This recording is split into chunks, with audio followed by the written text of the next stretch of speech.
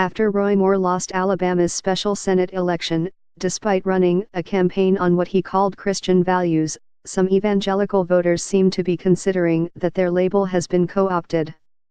There's a growing concern that aligning with people such as Moore and President Trump has hurt evangelicalism in the public eye.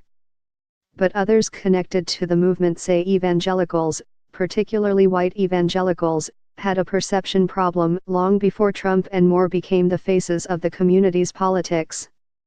Moore's promise to bring Christian values to the nation's capital helped him win 80% of the white evangelical vote, similar to Trump in the 2016 election.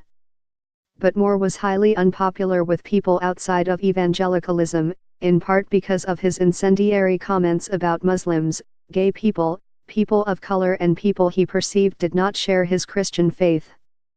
Russell Moore, president of the Ethics and Religious Liberty Commission, the Southern Baptist Convention's public policy arm, told The Fix, "This did not start with our recent national scene.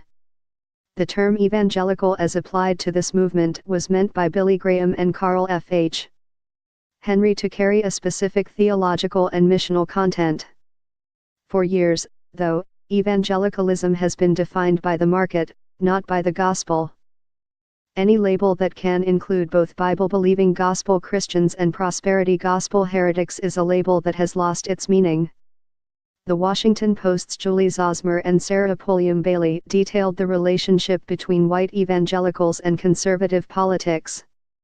For years, believers have debated whether Republican politics and culture war battles have diluted the essence of their label evangelical, which means spreading the gospel.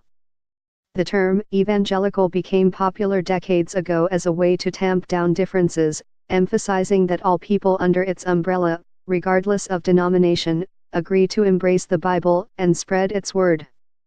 But politicians such as Trump and Moore have shown how elusive shared faith and values are today.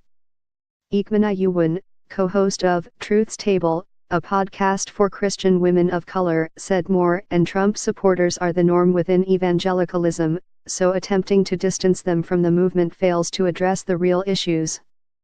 White evangelicals who are now discarding the evangelical label are a day late and a dollar short, Yuwan said. From its inception, there was an unholy triumvirate of republicanism, patriotism, and nationalism at the core of white evangelicalism. Trump is the very embodiment of white evangelicalism, and they must own him and their complicity. They may want to discard the label in the name of expediency, but fundamentally their ideology is rotten to the core.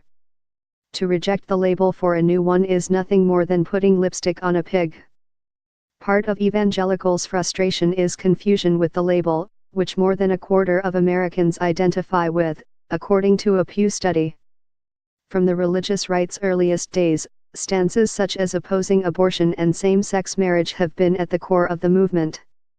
At this point, it's nearly impossible to dissociate the religious values from the politics.